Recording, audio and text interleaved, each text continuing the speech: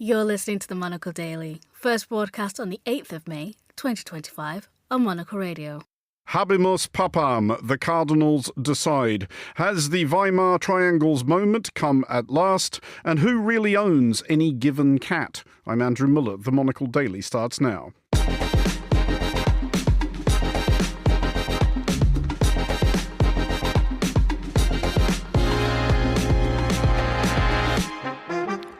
Hello and welcome to the Monocle Daily, coming to you from our studios here at Midori House in London. I'm Andrew Muller. We'll have the latest from the Vatican as a new pope is elected. My guests Elisabeth Braw and David Brennan will discuss the day's other big stories, and our weekly letter from comes from Frankfurt. Stay tuned, all that and more coming up right here on the Monocle Daily.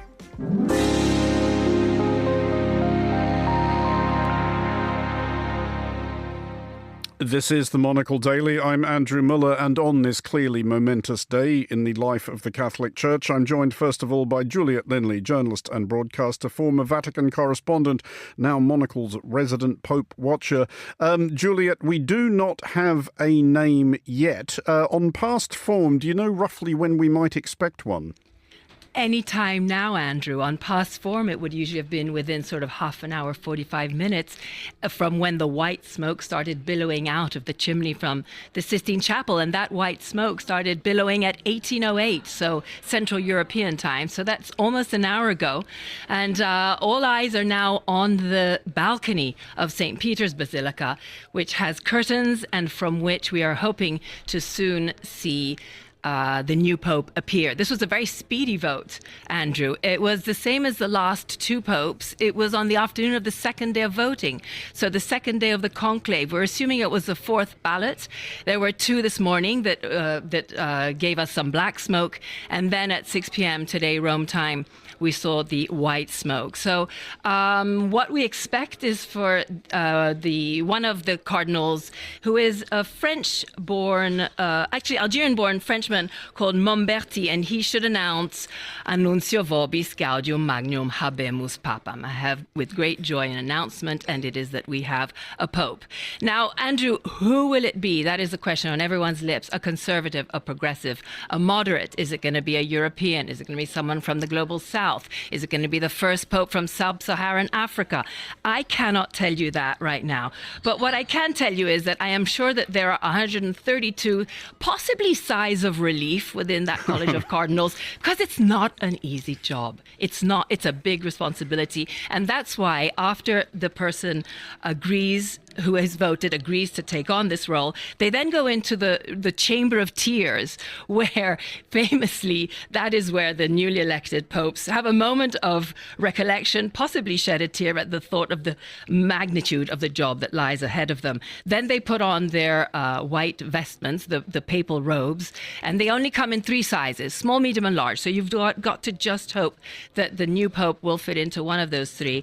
And then in Francis's case, it took much longer than expected, because he went into the Pauline Chapel, which is next to the Sistine Chapel, and took a moment of recollection and of prayer. And we're assuming that possibly this one too is doing that, and that's why it is taking longer than expected, Andrew. Well, at least we don't have to listen to 132 concession speeches. But what you have outlined there, Juliet, is quite how weird this proposition is for whoever has been chosen, because they've gone into this conclave as a relatively anonymous priest. They're about to emerge onto that balcony as instantly one of the most famous people alive.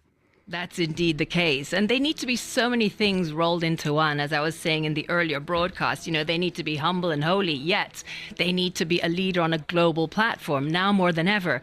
In the old days, you didn't have live TV. You certainly didn't have social media. You certainly didn't have breaking news constantly. So they need to be able to do that too, to be able to talk to the masses, but also to other global leaders and have some clout. Then they've got to be able to evangelize. We know that the numbers in the Western world of Catholics are dwindling. So you kind of would like to have a pope that's going to manage to bring people back into the churches. But then they also need to be a big administrator. You're administering a lot. You're administering the Vatican City. You're administering all the clergy around the world, the Roman Curia. You've got a lot on your hands. And you've got to also you've got to face a lot of these burning issues, hot topics within the church, everything from clergy sex abuse to the Vatican finances. And there's so much going on, as well as just appearing in your white robes, waving to the crowds and giving a blessing, the Urbi et Orbi blessing for the first time in your life from that balcony. Juliet Linley, thank you for the moment, but don't go too far away. We will be straight back to you as soon as we do have a name. Listening to that is our panel. I'm joined today by Elisabeth Braw, Senior Fellow at the Atlantic Council and author of Goodbye Globalisation, and David Brennan, reporter at ABC News. David, you have been on Pope Watch, as I understand it. I have. I've been helping run ABC's live blog for the last couple of days. I sat all day watching the chimney, and as soon as I left the office and got on the tube... Did you enjoy the seagulls? There was a baby seagull at one point. I didn't realise that. I missed the baby seagull. That's terrible. I wasn't paying much attention. Its parents clearly. fed it a mouse. It was excellent. Wow. That's I don't know if that's a sign of some sort, but...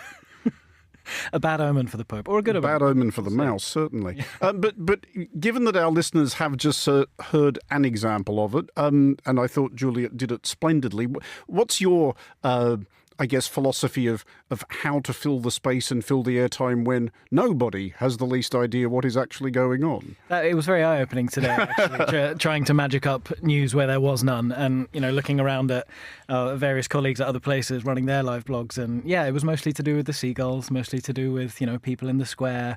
Obviously, there's been tens of thousands of people filtering in and out of there all day, so some of the interviews have been wonderful, heartwarming, strange, weird, and wonderful. So Elisabeth, have you spent today being very glad that you are not a breaking news reporter? I have, and even though I'm not a breaking news reporter, I have been watching the Pope Cam. I think the whole world has, and Vatican, I think, is the technical name. And I think we're all relieved to be able to watch the Pope Cam or the Vatican.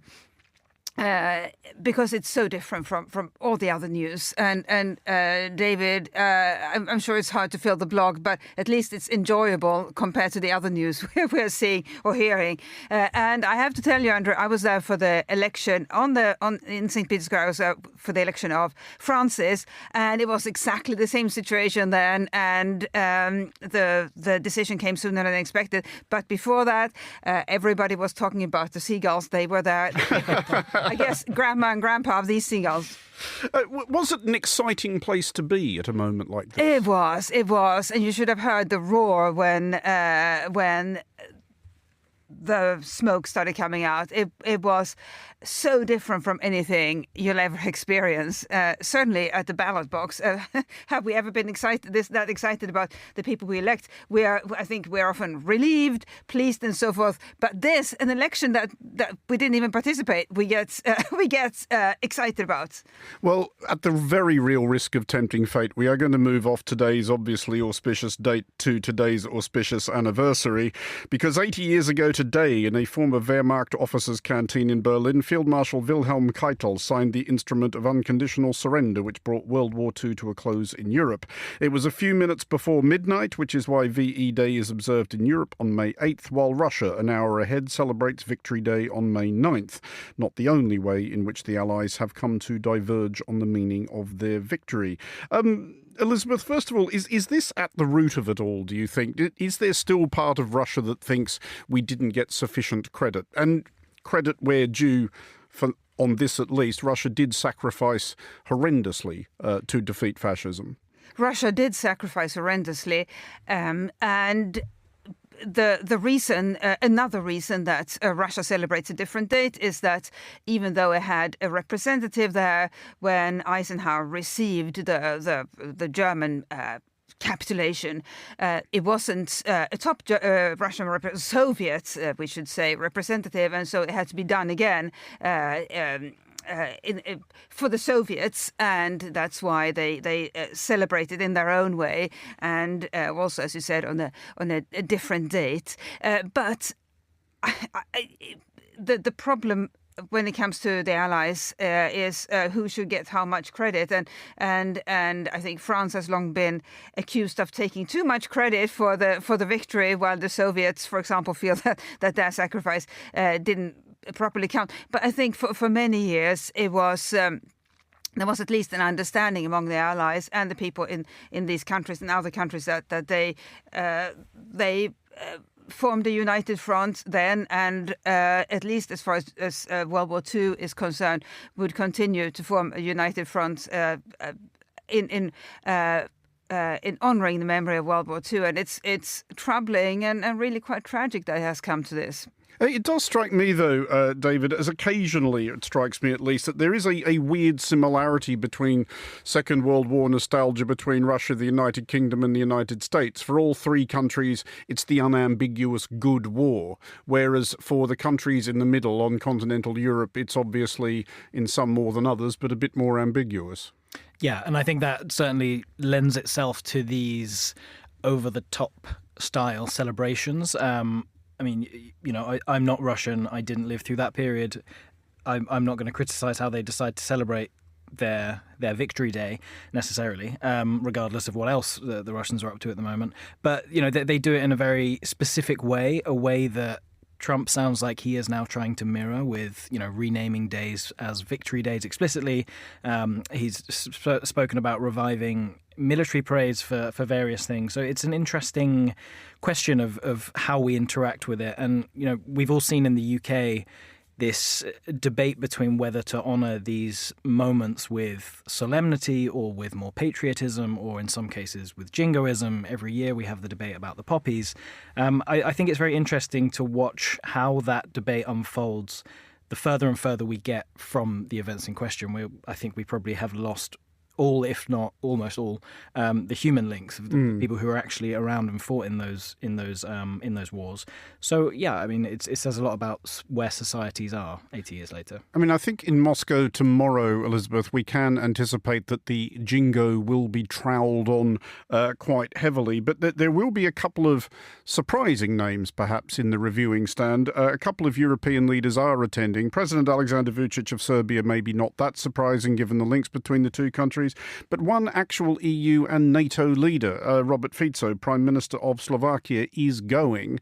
The question is, why on earth? Why on earth? And can I just add on the previous question? I think the celebrations have been done very tastefully here in the UK, and it will be the last time that any soldiers who participated in the war will be with us for the celebrations. So we saw them with the King and Queen, and how poignant that is. They are still there, and they were very young men at the time. Next time we celebrate a major anniversary in 5 years' time, they will definitely not be there. So these frail men are the people to whom we owe our freedom, and that is so important to remember. Then when it comes to Fico, well, he is not giving the EU or NATO an easy time, and one wonders what his game is, because he clearly he likes Putin's leadership style. He may feel some affinity to Russia, but wouldn't you say, especially in light of what is happening in the world, the EU is a jolly good thing to be in, NATO is a jolly good thing to be in. I'm very grateful that even though I have some warm feelings for Putin, the EU and NATO are my country's home. And instead, he is deliberately undermining these institutions, these alliances that have taken such a long time and so much effort and so much dedication to build. It is reckless. David, to bring you in on that, because it is a question that arises occasionally with some of the more troublesome members of the Western alliances. It's usually Hungary. It used to be Poland. Should Fico be subject to any sanction for this, or would it be more intelligent for the rest of the EU and NATO to just think this is just attention-seeking, ignore him? It plays into the wider picture of the actions of people like Fico and Orban within the EU and within NATO. There is this constant back and forth manoeuvring of them threatening to block a sanctions package, them requesting that certain people are taken off that sanctions list, maybe to get something in return as leverage and counter leverage all the time. I'm sure that this will play into the deep grievances that fellow EU and NATO states have with Fico, but I think maybe for this specific thing, it won't prompt any immediate reaction. I'm just going to hold you there. We will have more from you both shortly. I think we either have a name or are about to get one. So should we go back to Juliet, is what I'm asking here. Hi, Juliet, can you hear me? Are we any the wiser yet? Yes, it is an American Pope, Cardinal Robert Francis Prevost. Well, that is a bit of a surprise, isn't it? Yeah, it is a surprise. Andrew, this would be the first American Pope in a time in which America is no longer the superpower. You would assume that, therefore, it was time to have a Pope that was from America. In the old days, it wasn't really permitted, if you want, because the idea was you can't have one country ruling the world and ruling the Catholic Church, and you would imagine, therefore, that the Church was being ruled from Washington or even from Langley by the CIA or the FBI. What do we know about Cardinal Prevost, though? Is he regarded as a moderate, a progressive, a conservative? Where does he fall in the Catholic spectrum? He's certainly amongst the moderates, and he's one of 10 cardinals who were American cardinals who were in this conclave.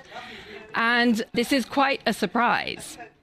I mean, you were saying earlier that there's been that kind of reluctance to have, people from the same country in the most powerful office in Washington, D.C. and the most powerful office in Rome.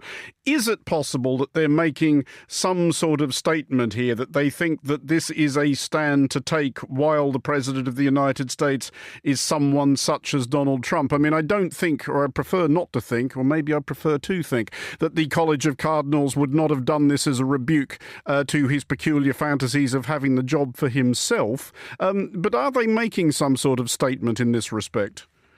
I'm sure I can't answer that really. I'm going to tell you now that he's taking the name of Leo XIV, and that he is of Italian, French, and Spanish descent.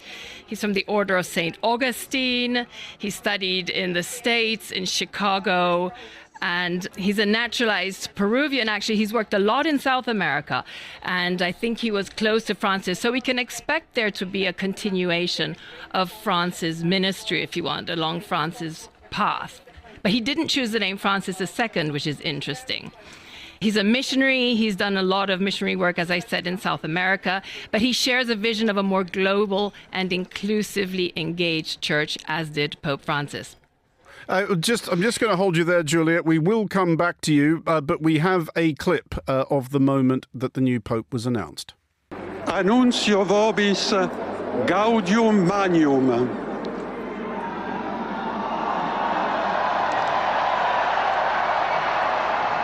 Habemus papam. We have a Pope.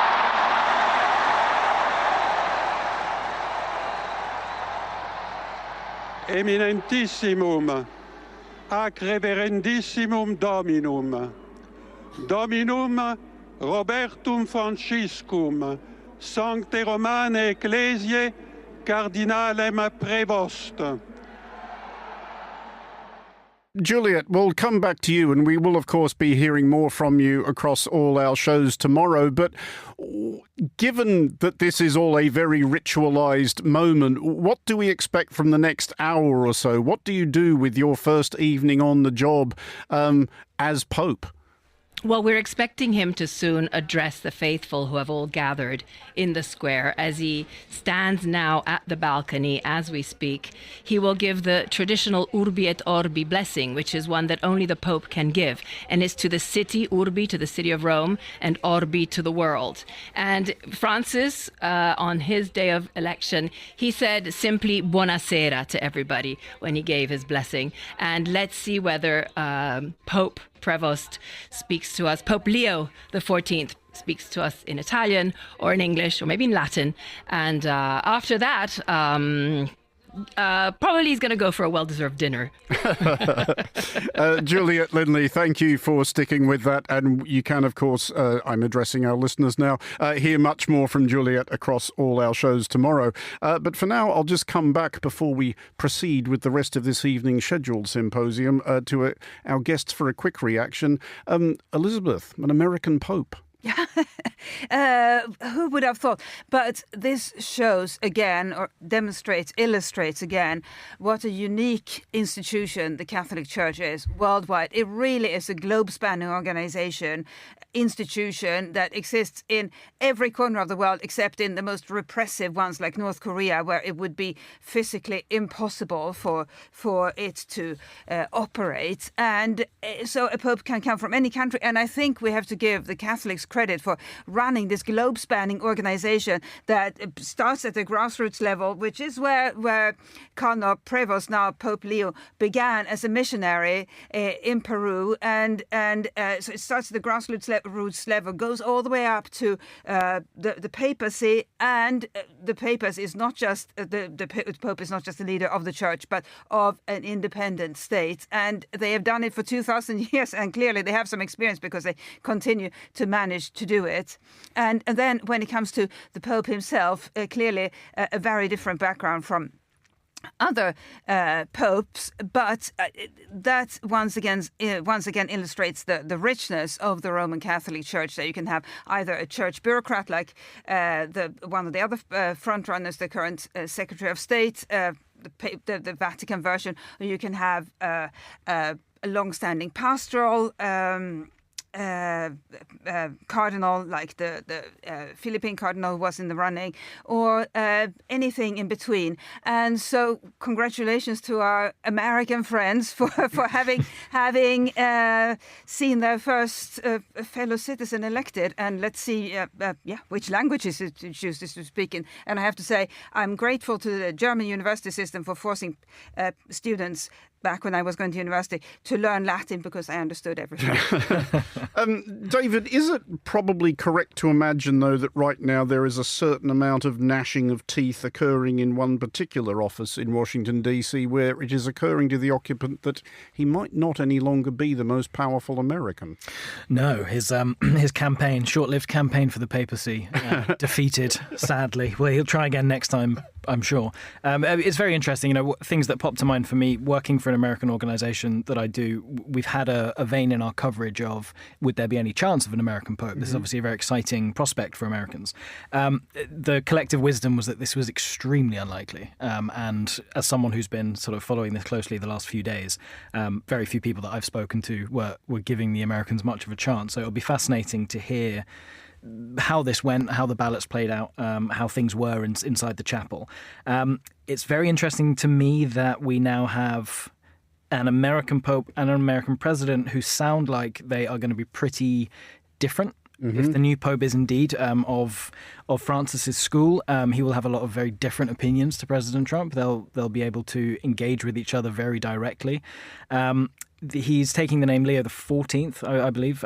So Leo the 13th was a late 19th century pope. He became known as the social pope and the Pope of the workers, and was well known for his reformist efforts. So that gives us an indication of what this next pope might be interested in. And it's fascinating. Well, we will, like I said, have much more on this across all our shows tomorrow, but we will now return to Europe. And Poland, France and Germany will obviously have contrasting views on the significance of today's 80th anniversary of VE Day. But in a development which might have seemed mildly incredible 80 years and a day ago, the three countries seem to be growing closer together. The concept is the Weimar Triangle, a long, largely dormant notion yoking together the three Central European countries, Germany, France and Poland. Earlier this week, perhaps tellingly, Germany's new Chancellor Friedrich Merz chose France and Poland for his first foreign trips in that role. France also appears to be importuning to Warsaw. The two countries will sign a new defence treaty tomorrow. Could it be that Western Europe's two great powers are jockeying for, and it is important to note that producer Chris Chermak worked all afternoon on this joke, pole position? Elisabeth, Elisabeth, should the Weimar Triangle be more of a thing? I mean, they do seem like, history notwithstanding, they should be natural allies. They should be, and that is what has been happening in recent years. They have been meeting. The Weimar Triangle isn't really an organization. It's a forum. It's an idea. It's an idea. It's a forum in which heads of government can meet and exchange views about ways in which the three countries can further increase their collaboration.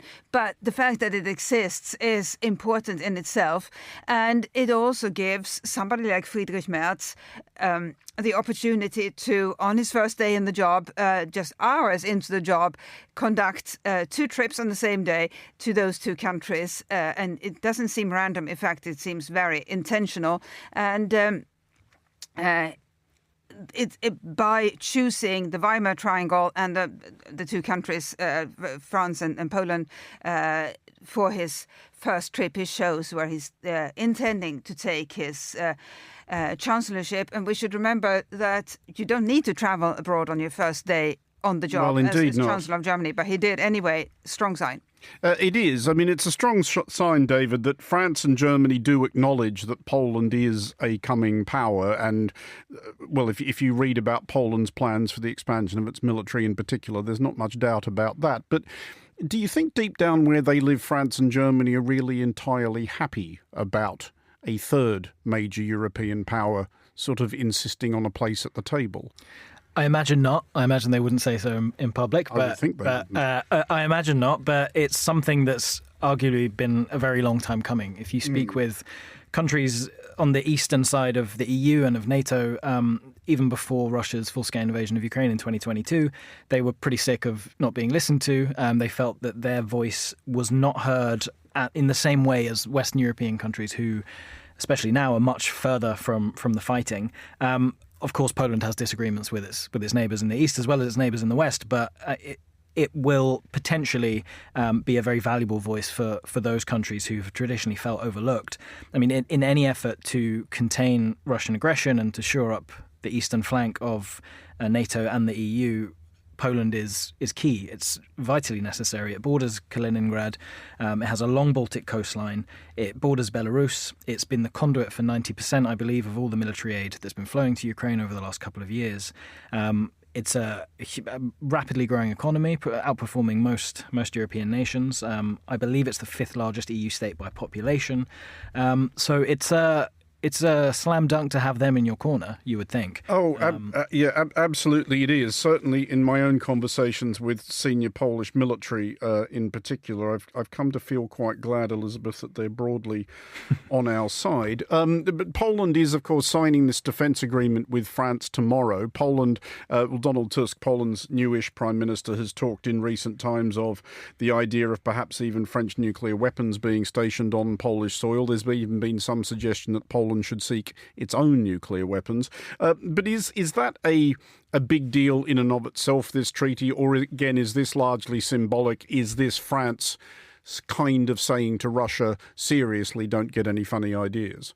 Yeah, so bilateral defence treaties generally don't change a lot because how much can 2 countries on their own do that is not already done within NATO? It's a sign of intention or intent, and it's also a sign that unity is strong. And France and Poland haven't done that much together over the years, except share the citizenship of Marie Curie. It's an important sign. Not much will change militarily, but any sign helps when you're signaling towards Russia these days. Well, finally, for the consideration of our panel... Champagne, blonde, and hot brunette. I'm about as fired up as you can get. Catfight, that's what I'm talking about. Catfight, yeah, the claws came out. Catfight, glory be. Catfight over a dog like me. We go now to Zurich, the courthouses of which appear not overburdened with urgent casework. A judge has found the time to deal with rival claimants to a cat by the name of, can you believe it, Leo. Said creature was pulling the not uncommon feline ruse of maintaining 2 households, thereby getting fed twice as often by his nominal owners and by one of their neighbours. Under Switzerland's quaint laws governing almost everything, this is considered an offence known as unlawful appropriation, and the neighbour was duly fined. She refused to pay, sought her day in court, but reached a settlement under which Leo has apparently moved permanently in. David, has justice been done here? Yes, and it's about time, I must say. I've had it up to here with these cat thieves. I wonder if the other cats in Switzerland might be annoyed about this, because They've been rumbled, haven't they? They've been rumbled. The cats are having a great time of Yeah. it. Leo probably had a couple of other houses on the go, if he had anything about him. I would not be a bit surprised. Certainly if the so, behaviour of cats in my street is any guide. Yeah, I mean, in our house, our neighbour has 5 cats, and we've never fed them. We've been really limited in our interactions with them, but I feel like they've taken ownership of us, and they just wander around as if it's their place. My own neighbour's cats certainly believe that my garden is more or less basically theirs. But this is just cats doing what cats do, isn't it, Elisabeth? In a similar incident not long ago, I briefly left my front door open while I took the recycling out. A neighbourhood cat strolled in, and knowing cats as I do, I thought, I've got maybe 90 seconds to get that cat back out on the street before it just goes, yeah, I live here now. Well done you for doing your recycling. That is good citizenship. Everybody should be like you. But I have a similar story, Andrew, and that's from my street in Washington, which we recently left. There is a program in Washington, D.C. for working cats, so cats that can't live indoors for various reasons can be adopted as outdoor working cats, and they get one of their ears chipped, so you know that they are working cats. And we had a lovely cat in my street, Kitty's Nose, and somebody thought when she was the celebrity of the neighborhood, everybody stopped to pet her, to say hello. She won the neighborhood award and so forth. Then somebody... She won an award? She won an award. Yes, she Okay. did. She was the most famous resident of this neighborhood. And then somebody decided she wanted to have her for herself, even though she had an owner.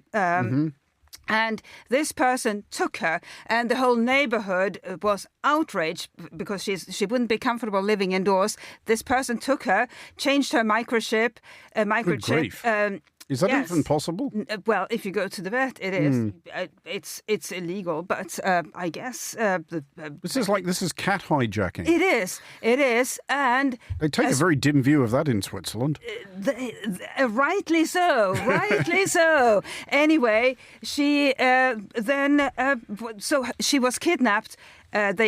Students and others managed to find the culprit, a lady in the Watergate. So Kitty's Nose, the neighborhood cat is kept hostage in the Watergate. That is a cat story and has made the new television news in America. And that is a true Watergate scandal. Elisabeth Braw and David Brennan, thank you both for joining us. Finally, on today's show, our weekly letter from descends from the hills outside Frankfurt, from the producer of today's show, Chris Chermak.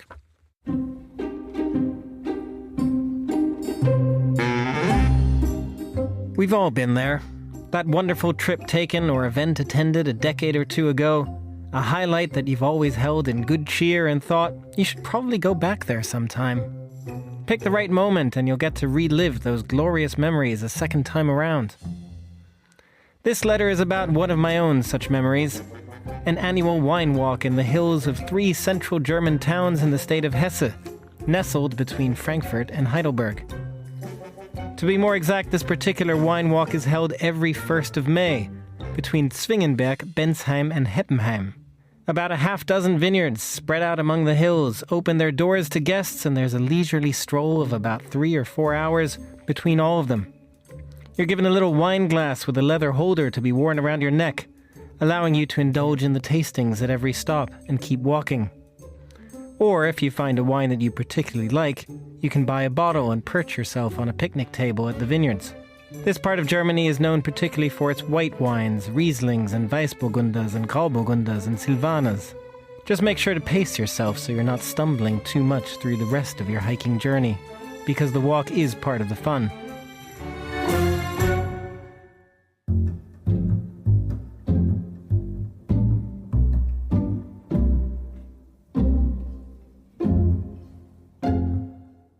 weather is normally sunny, the hill trails are picturesque, and the mood is appropriately cheerful. Sounds delightful, doesn't it? I did this walk for the first time about 12 years ago, when I lived in Frankfurt for a stretch and the wine walk was just about an hour's train ride away. It was clearly a local highlight, but had not reached much beyond the Frankfurt region. The memory struck such a chord that for years I've been saying that I'd go back, and this year was the year. I booked flights all the way from London for another trip down memory lane. The weather was meant to be glorious just as it was some 12 years ago. And then we arrived to something very different. An overcrowded mass of visitors who had done most of their drinking before even getting on the walk itself. I don't exaggerate when I say that we were literally standing shoulder to shoulder in a stream of people. Traffic on the hiking paths that even meant you had to stop in your tracks, waiting to shuffle your way into the first vineyard just outside of Zwingenberg.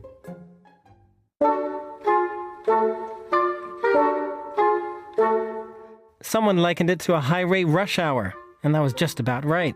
And when you reached the vineyard, there was barely a picnic table available, music blaring, people sitting on the grass and among the vineyards, taking up just about every spare bit of ground. We spent 20 minutes or so at the first vineyard, bought a bottle of wine, waited in another line going out of the same vineyard, before abandoning the entire wine trail experience and making our own trek up into the hills to drink our bottle of wine in peace. My travel partner, who had not had the first experience 12 years ago, wondering what sort of fresh hell I'd brought her to on a plane all the way from London. It was like everyone had suddenly caught on to my own personal glorious memory and ruined it by joining in on the fun. On a wine walk of all things. Vineyards are meant to be idyllic and peaceful, a place for quiet reflection, and drinking, of course. They're some of my favorite places in the world, and the German vineyards on the Rhine and south of Frankfurt are definitely up there. But sometimes there are memories that are best kept as just that, memories. Recreating a past experience is never easy. Don't get me started on my trips to Gibraltar's annual National Day celebration, once during the pandemic and the second time on the weekend just after the Queen's passing. That's a subject for another letter. Better is to create new memories, or at least roll with the times. The funny thing about this annual wine walk is that it seemed filled with people who had come to do just that. Step out about 100 meters from the wine walking trail, and you were suddenly on your own in the still glorious hills of one of the world's most beautiful wine regions. We came back down from our perch drinking our wine around 4 p.m. when the crowds had cleared and the walk was more like I'd remembered. We also explored other hills in the area, along the Rhine on other days, including the Lorelei, which is another personal favorite of mine. The Rhine-Main region of Germany is a part of the world that is far less discovered than it deserves to be, and it's well worth a visit. Just stay away from my 1st of May wine walk. I'll be back in 20 years to test the waters and drink the wine again, when everyone else has hopefully forgotten about it all. For Monocle, from the hills outside of Frankfurt, Germany, I'm Chris Chermak. Thank you, Chris. And that is all for this edition of the Monocle Daily. Thanks to our panellists today, David Brennan and Elisabeth Braw. Thanks also to Juliet Linley. Today's show was produced by Chris Chermak and researched by Francesca Jilks. Our sound engineer was Steph Chungu. I'm Andrew Muller here in London. The Daily is back at the same time tomorrow. Thanks for listening.